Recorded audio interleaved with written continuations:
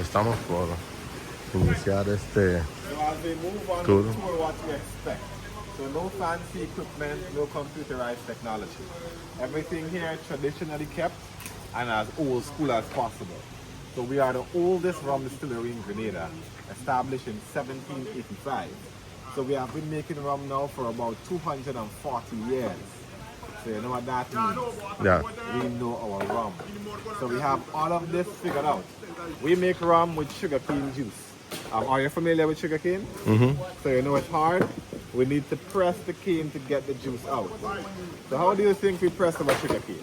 We don't have any machine, no electric press. So I want to hear from you. Do you have any thoughts, any ideas on that?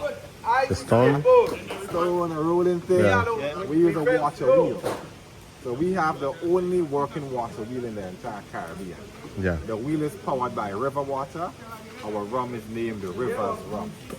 So local bars, rum shops, supermarkets you go to, you ask for Rivers, you'll get some of our rum. Yeah. So we'll head this way and have a look at the wheel, see what's happening. Yes. Yes. Same thing Vinci said. Vinci said he could have one more inside. Yes.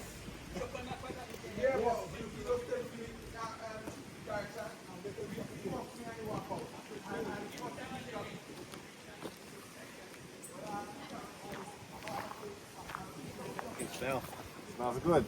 That's the fermentation. Yeah. Yeah. So as the river makes its way through the estate, we built a reservoir, a dam, to better control the flow of the water. So the water is channeled from the dam to the canal. It flows onto the aqueduct and will hit the wheel. Yeah. So you see that? Wow. So that's it. It's gonna move in 1, 2, 3. Now it's spinning. That's it. Just in time. Yeah.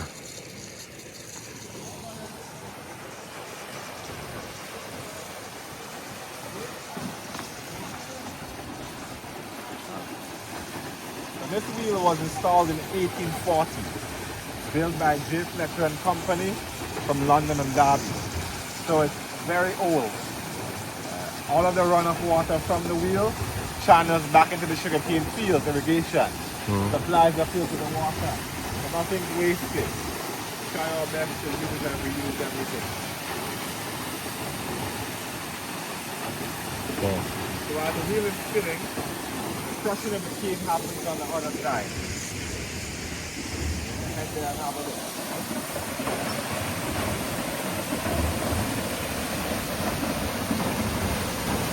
Es la única destilería en todo el Caribe que maneja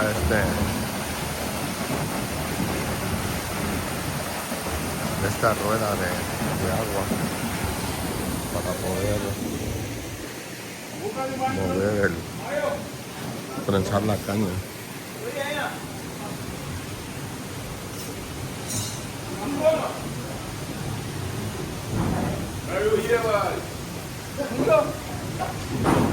Here we have the sugarcane. It's not native to Grenada. It was brought here by the French in the 1600s. It's a grass-like crop. If you look on there, you see we have some growing. It looks just like grass. Yeah. And we do all of the harvesting by hand with machete. So we chop the cane, bring it here, and put it onto this conveyor belt. And the conveyor belt is also powered by the water wheel. So we take the sugarcane up and into the press at the front.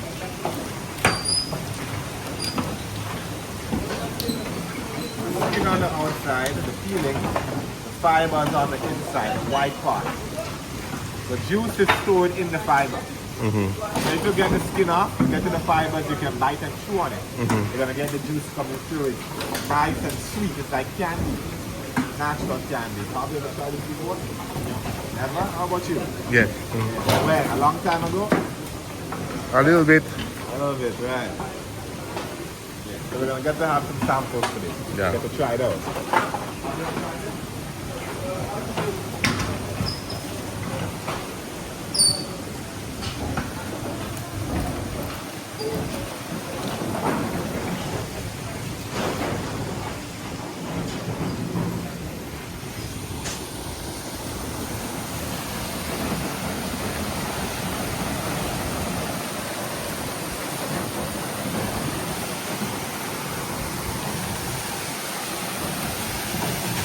very hot. Inside the natural flour.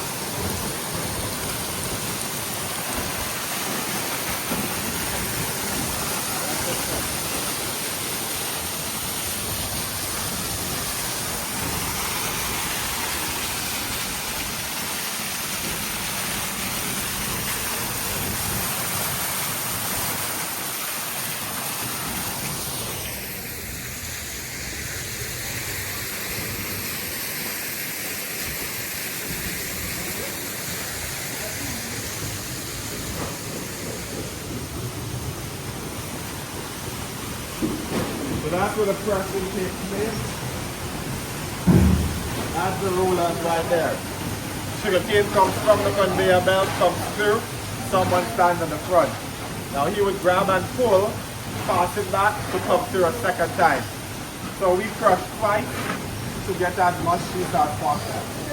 The juice will jump to the back and flow through this channel.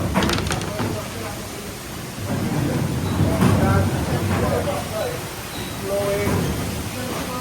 It goes into the white pipe, into the boiling house.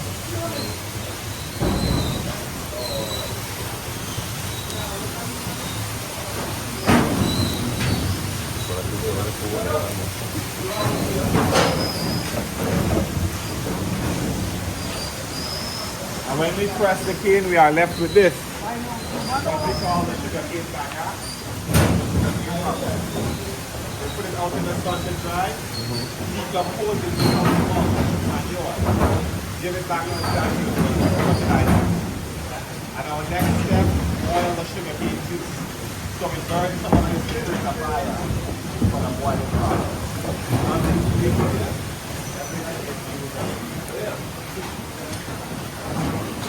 So would you like to see what this tastes like? You want to get on that?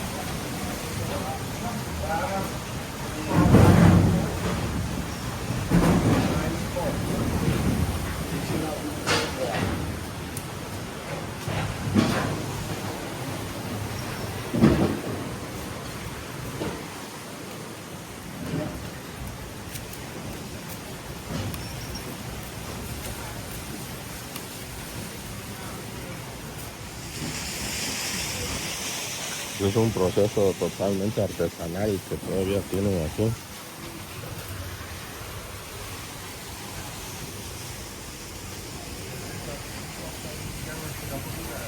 So that's how we burn the sugarcane bagasse, the sugarcane straws. The fire there would heat up some copper pots inside this building. Sugarcane juice travels through the pipe into the pot. Sugarcane is sweet. It also contains a lot of water. And water is the enemy of rum. The sweeter the juice, the stronger the rum. So we're trying to get rid of the water. And when the juice boils in the pot, the water evaporates. The juice becomes sweeter and thicker. So we call that the concentration. Get it nice and concentrated. So you're going to go have a closer look. See what's happening there.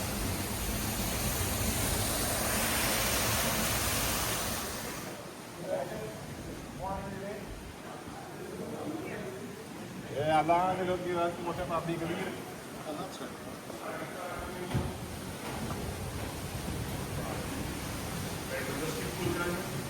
And me? I pass it in. This is the boiling house, concentration room. If you look to the back, you would see the white pipe. The sugarcane juice travels through the pipe into the receiver or filter.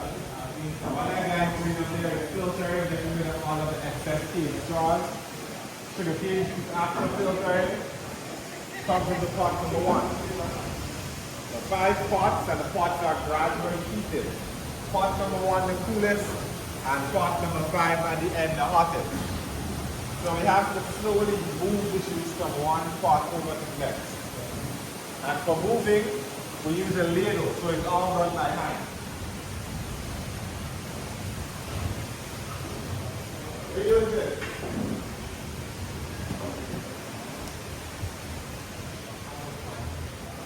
Right here we have the juice.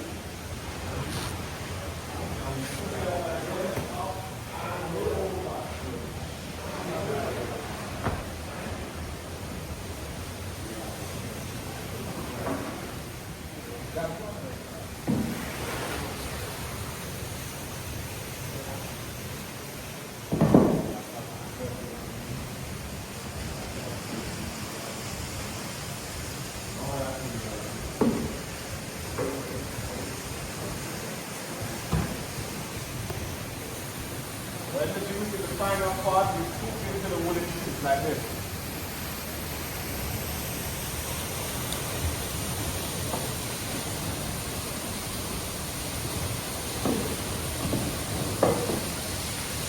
It runs, drop in the back in the holding tank.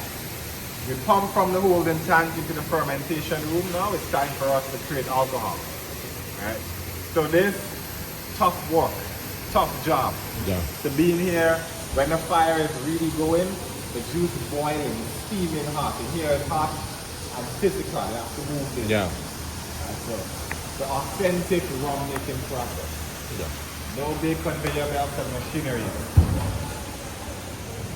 So you come here, you take a trip back in time. We're heading up the stairs.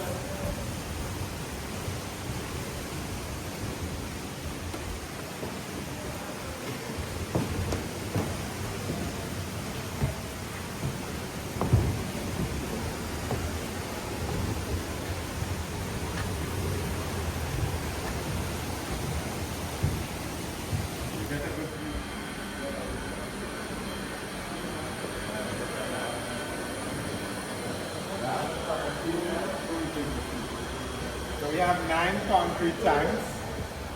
We let the juice sit in the tanks for 8 days. Goes through a natural process. To create alcohol, very simply, we need 2 things, sugar and yeast. We already have the sugar, we have sweet juice in here, and we do not add yeast. So we get our yeast from the air, what's known as wild yeast. So the yeast in the atmosphere interacts with the sugar in the juice and converts the sugar into alcohol. We do it this way, we find the rum smells better, it tastes better, and there's also a lower chance of headaches and hangovers. When you drink the rum, because it's organic and it's pure, but it all depends on how you drink. And of course, how much you drink. You don't want to drink too much. You might feel sick tomorrow.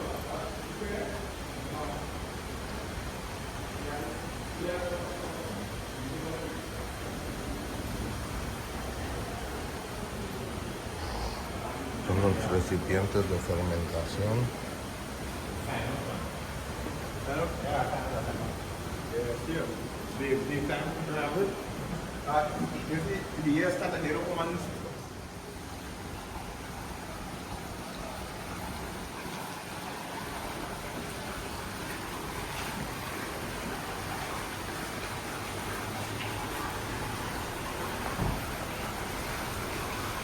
Here's where the magic happens. Distillation process. Here we actually make the rum. 300 gallons of fermented juice comes into this pot. This is called a pot still, made out of copper. There's a fire underneath. We fuel the fire with the wood. The juice in there would boil. The alcohol that was created during fermentation evaporates. The vapor travels through the pipe, goes through all of this, and the vapor would run through this part here. That leads into the water. The water is now a cooling system that would cool and condense the vapor in the pipe into liquid. And that's how we get the rum. Evaporation, condensation, and the river water is being used as our condenser. Yeah. So again, the river is rum. If not for the river, no rum can be made here. We don't want the river, you know. We need the river to make the rum. The river water spins the wheel, and it also cools the vapor, condenses. So, can't go wrong. Maybe you don't have the river there again. So the pipe swirl, the coil connects downstairs to a testing tube. And that's how we test the current alcohol strength. Yeah. We want the rum to be at least 75% coming from that pipe. If it's below 75%, we pump it back into this pot to be redistilled, boiled a second time. If it's above 75%, we store it downstairs in some underground tanks.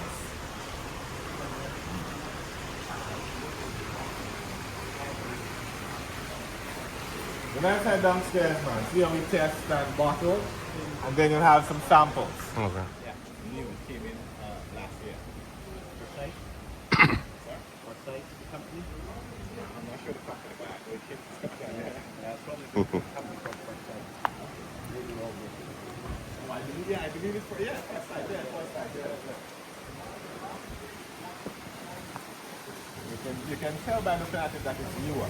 So, for whiskey, the flavor changes with the length of the neck. So it's a natural.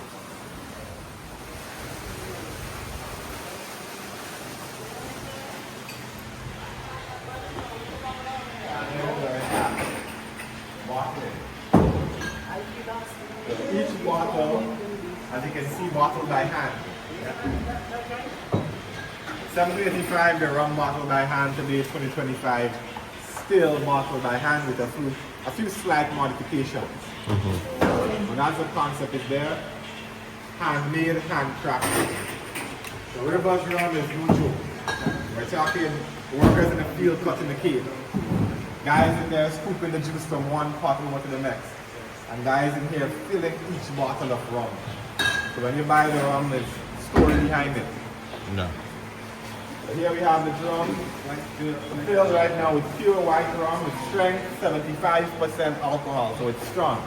But coming from this pipe into the drum, the rum is stronger than 75%. It can be 85, maybe even 90. But we add some water to dilute to get our two strengths. Yeah. So we take it down to get 75%. We add some more water, take it down further to get 69. And this is it here, man, the blue label. This one you can travel with on the plane. It's good for travel. So you take it back home to your friends and your family. And they can enjoy this. But this, oh man, 75. No is airline travel. Yeah. It's too flammable. So when you're here in Grenada, you enjoy this. Yeah. It's in 75. But it only stays with us in Grenada. Yeah.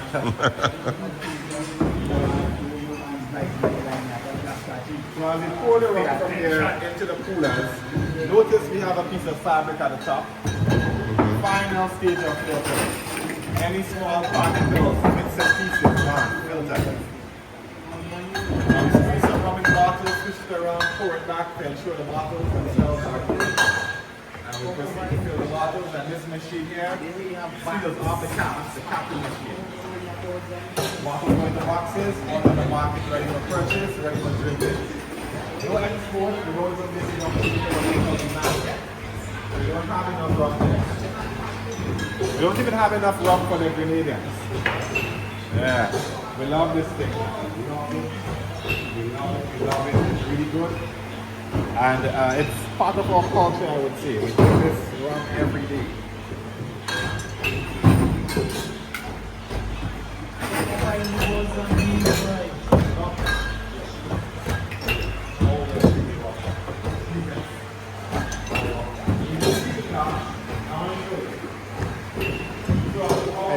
Arnold.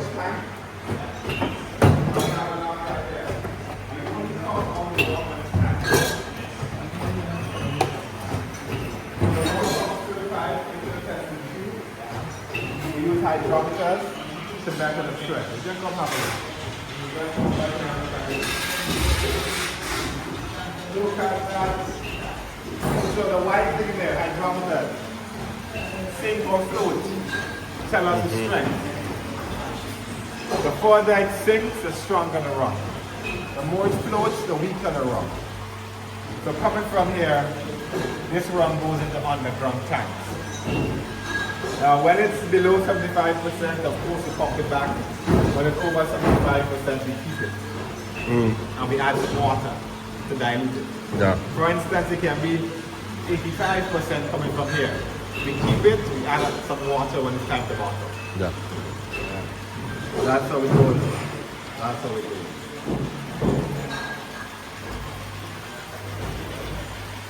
Ahí le van checando los grados de destilación que logran. Si es 85 lo mantienen y le ponen agua.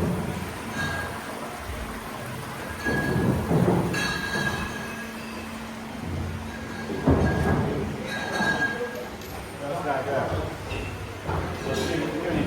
Yeah, we don't have enough. Able to hold 540 gallons in the tanks. Aquí le miden cuánto ron tienen en los tanques subterráneos.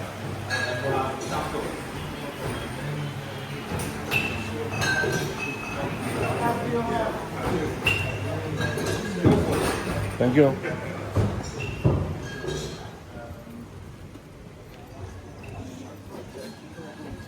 This first.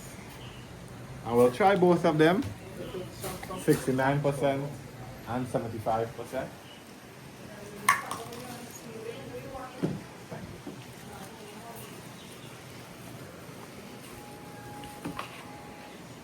So not ideally a sipping rum.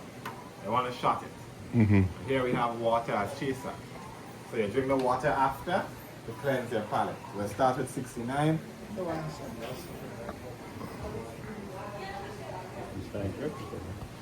A big one and a small one. This one. Good, alright. You drink this no winter. We drink it in the dry season. Oh. Hot rum, hot weather. Come on now, that's what the pirates drank. Yeah. Yeah. Royal. And I'm gonna give you a healthy shot. Okay. Nice healthy shot. Thank you, There man. we go. So the same thing, straight down the hatch.